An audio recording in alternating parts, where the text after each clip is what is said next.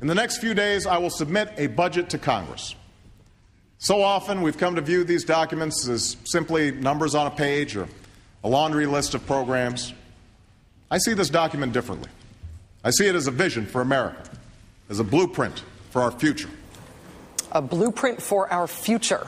That is certainly worth checking out. And you can read it online if you want to. It's at OMB, Office of Management and Budget, OMB.gov. It is worth fighting over in Washington. It's worth understanding if you believe in that whole money where your mouth is thing. If you want to know not just what our new president says he wants for the country, but what he is actually doing about that. President Obama's first budget, submitted to Congress today, is a really detailed statement of his values and his administration's values.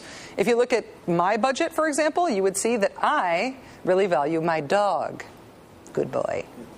What does President Obama's federal spending plan say that he really values for the country?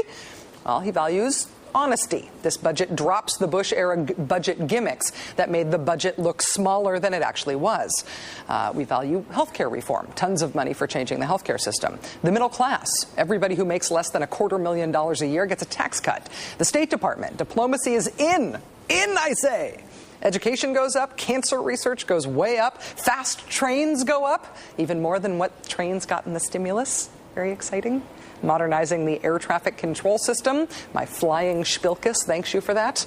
The Environmental Protection Agency, way up from the Bush era. The National Science Foundation, up. Veterans Medical Care, up. The size of the Army and Marine Corps, up. Cops, the number of cops, the Clinton era funding for more cops on the street, the COPS program, that is back.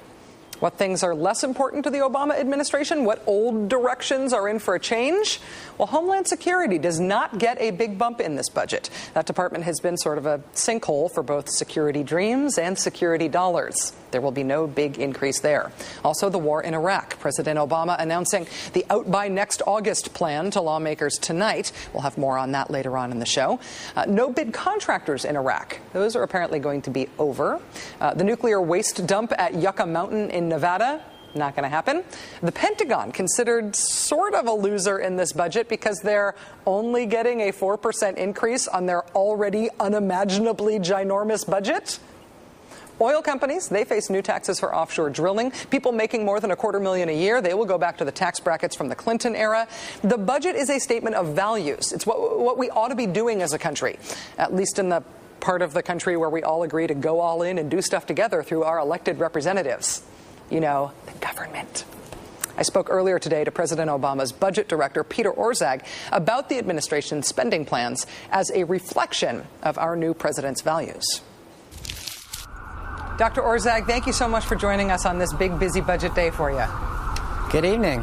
This budget is essentially the blueprint for how the federal government is going to work under the Obama administration. What do you think that this budget says about the agenda and the values of the Obama presidency? Well, I think it says several things. First, it is honest. It doesn't play the budget games that have been played in the past and just pretend that things disappear from the budget overnight. Second, it gets the deficit down over time to a sustainable level. And third, it invests in key areas including energy, education, and healthcare. And the latter one, healthcare, is absolutely essential to our longer-term deficit picture because healthcare costs are at the core of our long-term fiscal problem. On the issue of honesty and getting rid of gimmicks in the budget, the claim that the Obama administration can have the deficit by the end of the president's first term seems not necessarily crazy, but seems really, really, really difficult.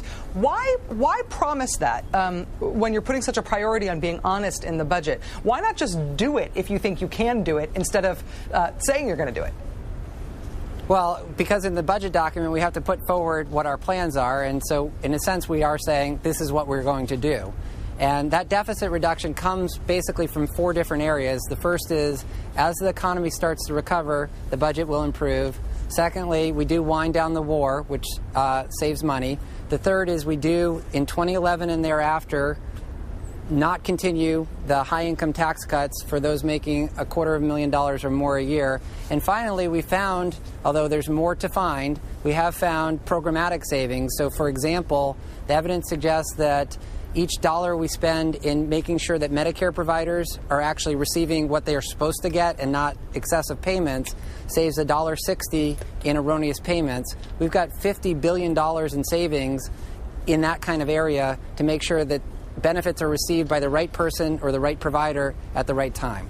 The brewing conservative attack on this new budget is that you're soaking the rich to pay for all this spending, that it's sort of reverse class warfare, to pay for all the spending and to pay for this sort of down payment on health care plans.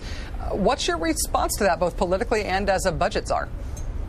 Well, this is exactly what the president campaigned on. Again, as we emerge from the recession, we do need to get these deficits under control. That's going to require some shared sacrifice.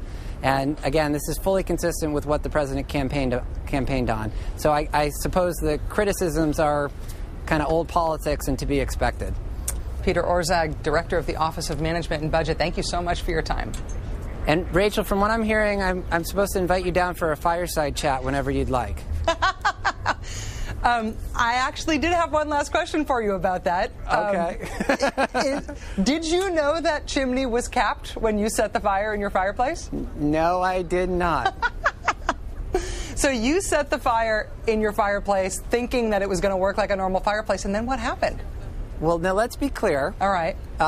There were real logs left in the fireplace. Yeah. I asked whether the fireplace was operational, was told it was. Took a piece of paper, lit it, and made sure that the flue was open and that it was venting, which it was.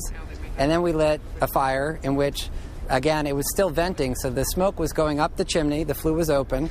It was actually quite comfortable down in my office, and there was a nice sparkling fire. Unfortunately, several years ago, the Secret Service had capped the top of the chimney, and so smoke was filling up in a fourth floor room. As the person who told you Suffice it to say, we're not using that fireplace anymore. The person who told you that the chimney was operational, have they been renditioned somewhere awful now? Yeah, we're not going to get into those details. One last question. I know this is a little bit weird, but it seems like there's a lot of fires in that building. That's where Cheney's office fire was, too. You've got a fire thing. Oops. Yes. Now, I've got a fire this thing. was more smoke. Come on, this was smoke. That wasn't real fire. Mine was only smoke. His was a real fire. All right. Peter Orszag, you are a good sport. Thank you so much. Good luck to you. Thank you. That's the budget guy.